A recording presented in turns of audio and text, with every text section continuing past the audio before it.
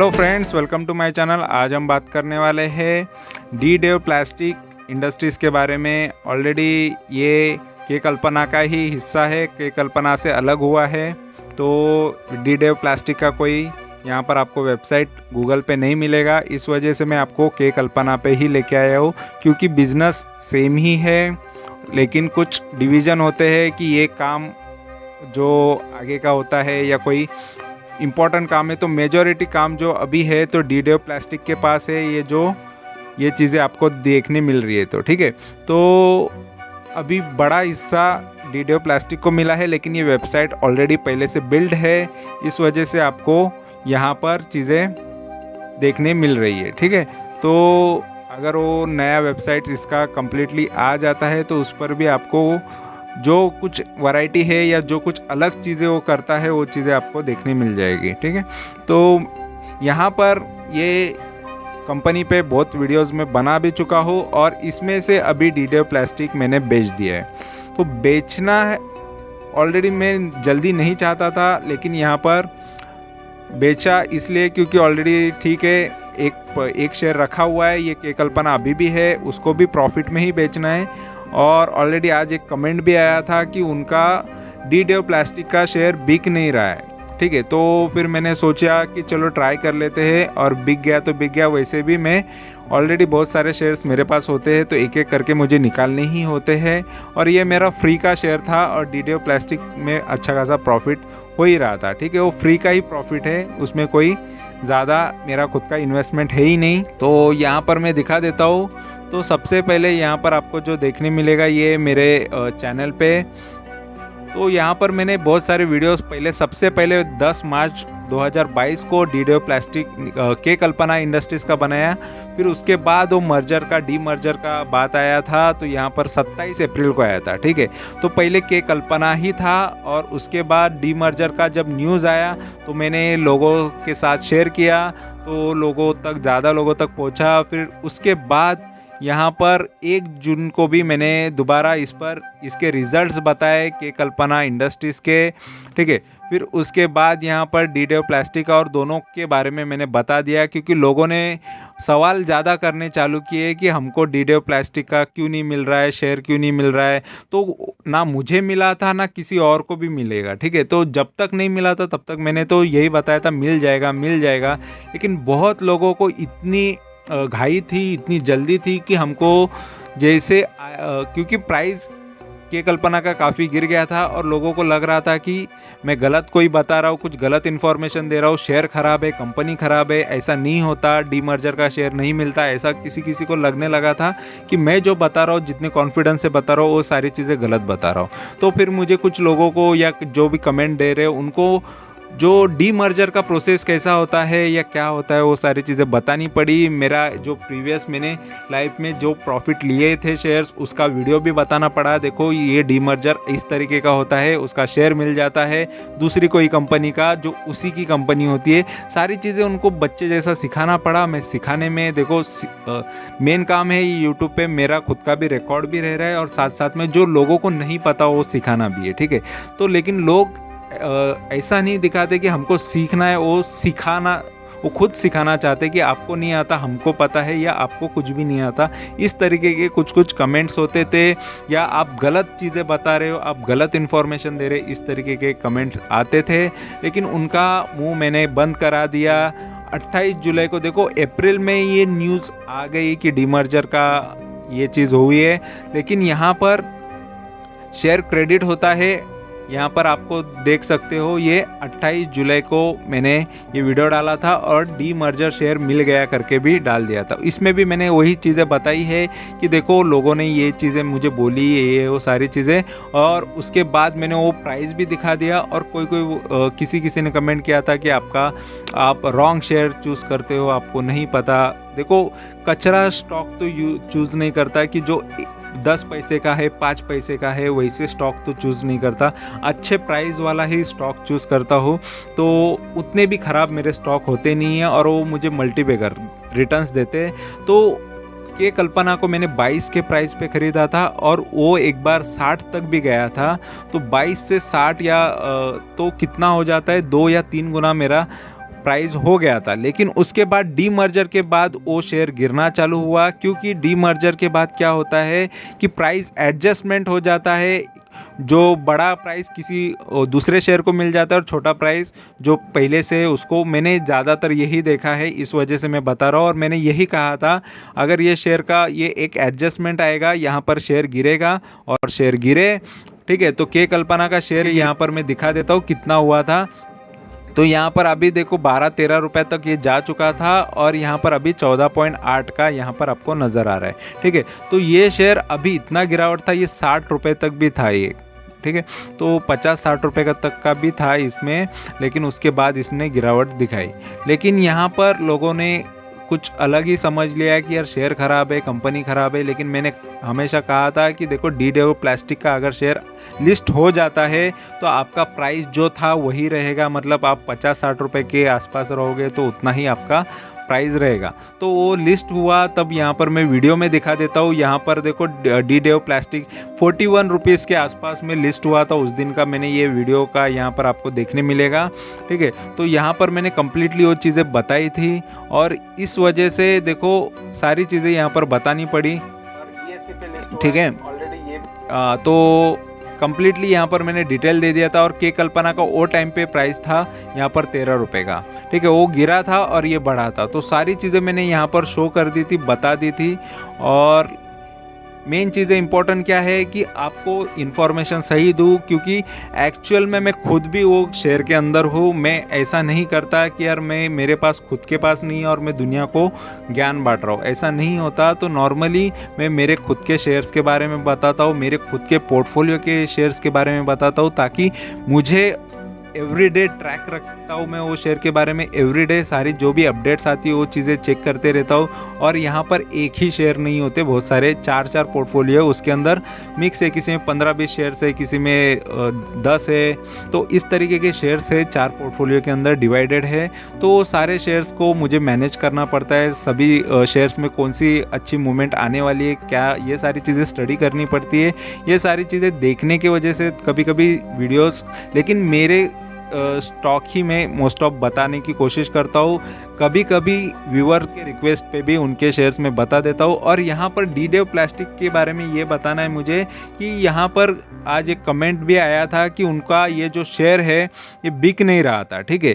तो ये बिक क्यों नहीं रहा था, और उनको ये भी दिख रहा था कि उनका के कल्पना का जो शेयर है वो 55 रुपये का भाव दिखा रहा है। तो ये कमेंट में आपको मिल जाएगा, जो ये मैंने अभी वीडियो दिखाया है आपको, ये वाला जो लेटेस्ट 28 जुलाई का वीडियो है, इसके अंदर आपको दिख जाएगा। यहाँ पर मैं दिखा देता हूँ, इस तरीके का आपको थंबनेल वाला जो दिखेगा वीडियो, उसके अंदर उनके कमेंट्स भी है, उस पर मैंने आंसर भी दिया है। तो सभी चीज़ें का यहाँ पर मैंने सॉल्यूशन, देखो इंपॉर्टेंट चीज़ है कि आप देख रहे हो वीडियो, तो अगर मेरे से सवाल कर रहे हो तो उसका मैं जवाब ज़रूर दूंगा। तो कोशिश यही करता हूँ कि मैं सभी को सही से आंसर करूँ। और मोस्ट ऑफ जो गलत तरीके से गलत चीज़ें बोलने की कोशिश करते हैं उनको भी उनके ही अंदाज में आंसर देने की कोशिश करता हूँ। तो मोस्ट ऑफ लोग ऐसे भी आ जाते हैं, चाहे वो जुड़े ना जुड़े चैनल से कोई इम्पोर्टेंट नहीं है। मेरा काम है कि सही इन्फॉर्मेशन सही लोगों तक पहुँचे, जो जेन्युइनली शेयर मार्केट से सीखना चाहता है, जो ऑलरेडी सिखाया है, उनको यहाँ पर आने की या कोई भी चैनल पे जाके वीडियोस देखने की ज़्यादा ज़रूरत नहीं, क्योंकि उनको ऑलरेडी सब कुछ आता है। तो मैं कोशिश करता हूँ कि जिनको सच में नहीं पता है कुछ चीज़ें, तो उसके बारे में अपडेट दूँ और मेरे जो एक्सपीरियंस है उनके साथ शेयर करूँ, ठीक है। तो यहाँ पर के कल्पना और डीडेओ में उनको कन्फ्यूजन था कि शेयर्स का प्राइस में कुछ गड़बड़ है। तो ये शेयर को मैंने तो निकाल दिया है 60 रुपया 75 पैसे पे। तभी मैंने जब देखा और उनका जब मेरे को नोटिफिकेशन आया कि एक सवाल आया कि उनका डीडेओ प्लास्टिक को बेचना चाह रहे बट वो बिक नहीं रहा है, तो फिर मैंने खुद बोल दिया चलो ठीक है, मैं आज नहीं तो कल बेचने वाला ही हूँ, तो कोई बड़ी बात नहीं है, ऐसे भी फ्री का शेयर है तो मैं बेच देता हूँ। तो मैंने बेच दिया। तो मैं 1 या 2 या ऐसे कम क्वांटिटीज़ में बेचना नहीं पसंद करता। मैं जितने भी क्वांटिटीज़ है एकदम का ख़त्म ही कर देता हूँ वो। तो थोड़े थोड़े शेयर्स रखो, फिर वो आधा अधूरा, मुझे ये चीज़ें नहीं पसंद है। तो इसलिए अगर मैं बाई भी करूँ तो एकदम ही ले लेता हूँ। चाहिए तो बाइंग में थोड़ा थोड़ा करके कर लूँगा, लेकिन सेल में थोड़ा थोड़ा नहीं करता। बाद में जो भी होगा शेयर की किस्मत है, शेयर अच्छे ही होते हैं, ऐसे ख़राब तो शेयर्स में ज़्यादा मैं इन्वेस्ट करना नहीं पसंद करता। ऑलरेडी मैं उसको पहले से ही देख के अच्छे से समझ के वैसे शेयर्स चूज़ करता हूँ, देखता हूँ, मार्केट में स्टडी करता हूँ, बिजनेसेस उनके देखता हूँ, फिर उसको लेता हूँ। कभी मार्केट में उसके बिजनेस अप एंड डाउन हो जाते हैं किसी रीज़न की वजह से, लेकिन ये सारी चीज़ें पहले देख लेता हूँ। उसमें से कुछ ना कुछ कंपनी का किस्मत थोड़ी ख़राब हो जाएगी या मैनेजमेंट में कुछ गड़बड़ी निकल जाएगी, ऐसा कुछ कंपनीज़ में हो जाएगा। ऐसा नहीं है कि सभी कंपनीज़ में हो जाएगा, बट वैसे कंपनीज़ में भी मैं तुरंत निकल नहीं जाता, मैं वेट करता हूँ सभी चीज़ें सही होने का और उसमें से भी प्रॉफिट ही लेके निकलता हूँ। तो ये शेयर ने भी अच्छा खासा मुझे प्रॉफिट दिया है। देखो यहाँ पर कोई परसेंटेज मैं बता नहीं सकता क्योंकि ऑलरेडी ये फ्री का शेयर है, तो जो भी परसेंट है ये कम्प्लीटली जो 100% ही समझ लो जो भी प्रॉफिट है, क्योंकि डी डेव का ये फ्री का ही मिला था डी मर्जर से, और के कल्पना जो है ये मेरा इन्वेस्टमेंट प्राइस वाला था। तो फिलहाल मेरे ये अभी इन्वेस्टमेंट प्राइस से थोड़ा ऊपर ही है। ऑलरेडी मेरा 22 का प्राइस था, लेकिन ये जब गिरा तभी भी मैंने बहुत सारे और क्वांटिटीज़ खरीदी, तो ये मेरा 12-13 का प्राइस पे है, 13 के प्राइस पे है, 13 साढ़े 13 पे। तो ऑलरेडी इसमें भी मैं प्रॉफिट में ही हूँ, और मैं जल्द से जल्द ये शेयर में से भी अगर मुझे और रिटर्न्स दिख रहे तो ये भी शेयर में से प्रॉफिट ले लूँगा, और ऑलरेडी ये भी। तो ठीक है, बहुत सारे शेयर्स होते हैं, तो नए नए भी शेयर्स इसमें ऐड करना होता है मुझे पोर्टफोलियो में, और मुझे ये चीज़ें अच्छी लगती है कि मैं मेरे पोर्टफोलियो में बहुत सारे शेयर्स, अलग अलग टाइप के शेयर्स का एक्सपीरियंस लूँ, कंपनीज़ का एक्सपीरियंस लूँ, क्योंकि इसी तरह ये चीज़ें पसंद है करके ये चीज़ें करता हूँ मैं, और इस वजह से। और मुझे हर एक शेयर से प्रॉफिट लेने का थोड़ा अच्छा लगता है कि हर एक शेयर ने मुझे कुछ ना कुछ प्रॉफिट दिया हुआ है। तो ये मेरा रिकॉर्ड भी रहता है। यहाँ पर आपको गूगल शीट में दिखा देता हूँ। ये गूगल शीट में जो भी मैंने ग्रीन किया हुआ है वो शेयर्स में बेच चुका हूँ, और जो वाइट में अभी पड़े हैं तो वो अभी बेचना बाकी है। ठीक है, तो ये शीट यहाँ पर जो आपको दिख रहे हैं, पूरी ग्रीनरी जो दिख रही है, इतने सारे शेयर्स में मैंने प्रॉफिट ले चुका हूँ। ठीक है, और ये शीट मैंने गूगल पे बना के रखी है, और इसका भी मैंने वीडियो बना के रखा है कि अगर किसी को ये बनाना है, रिकॉर्ड रखना है, किस तरीके से ये गूगल शीट बनाई है उसका भी वीडियो, क्योंकि ये एक सवाल भी आया था, इस वजह से जो भी लोग सवाल करते हैं उस पर मैं वीडियो बना भी देता हूँ। और साथ साथ में ये भी मैंने बताया था कि डीमैट अकाउंट में कैसे शेयर चेक करने।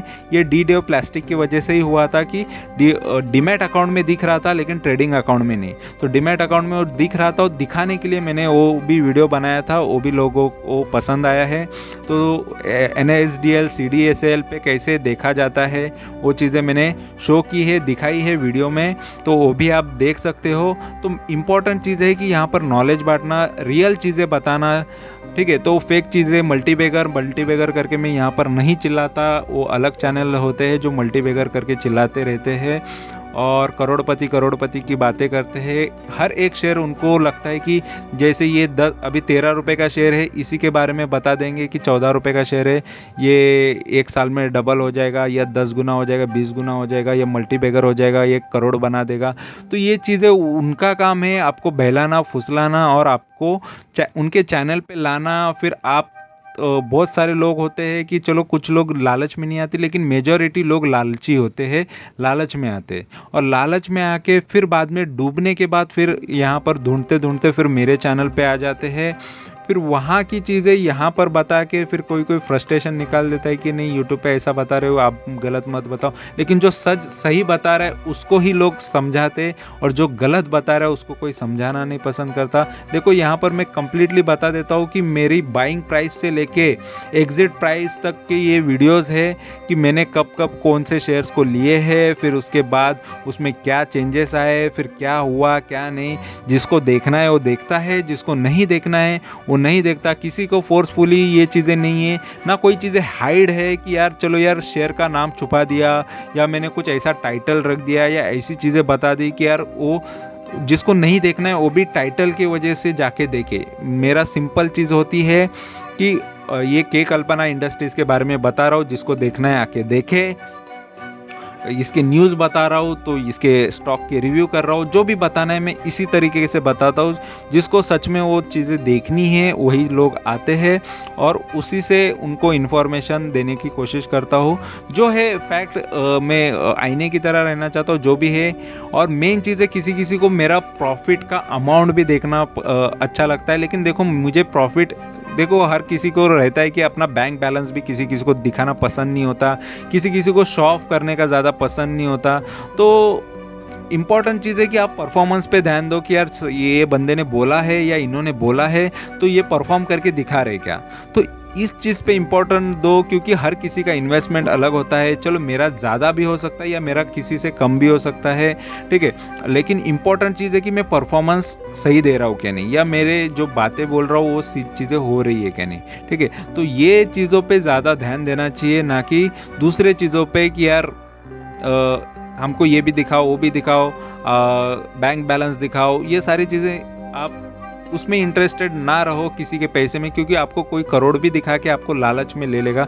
मुझे लोगों को लालच नहीं फैलाना है, मुझे लोगों को लालची नहीं बनाना है, मुझे इन्फॉर्मेशन देनी है।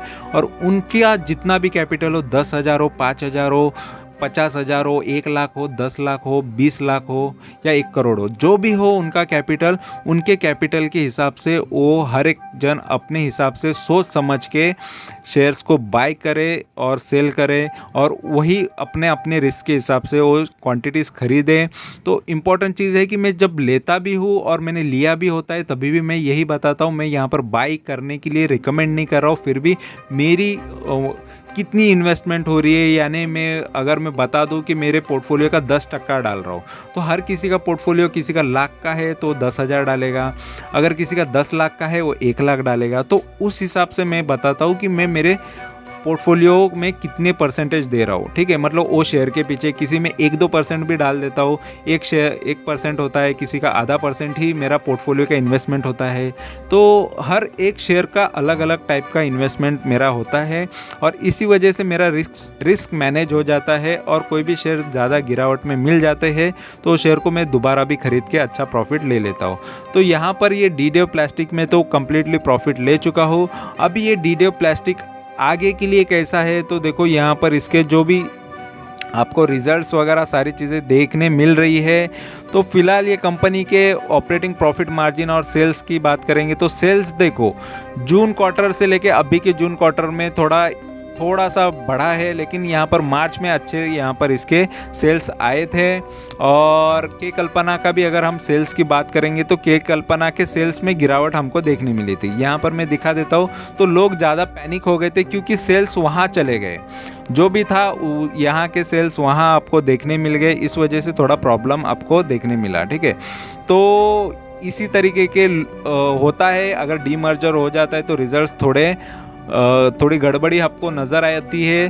तो इसमें यही प्रॉब्लम है, बाकी ये कंपनी के अंदर कोई प्रॉब्लम यहाँ पर मुझे नज़र नहीं आ रहा है। जस्ट मेरा यहाँ पर प्रॉफिट बुकिंग करना था इस वजह से। और के कल्पना देखो ऑलमोस्ट यहाँ पर रिड्यूस डेट भी कर रही है, डेट उसका कम हो रहा है, कर्जा कम हो रहा है, लेकिन कुछ चीज़ें यहाँ पर इसके नेगेटिव बता रहे हैं, क्योंकि इसका प्राइस गिरावट होने की वजह से प्राइस गिरा है, सेल्स गिर रहे हैं, इस वजह से ऐसा दिखा रहा है। लेकिन यहाँ पर डी मर्जर का ये इफेक्ट है, और मैंने पहले भी बताया है इन्वेस्टर्स को कि यार डी मर्जर की वजह से ये हुआ है, कोई टेंशन लेने की बात नहीं है, ठीक है।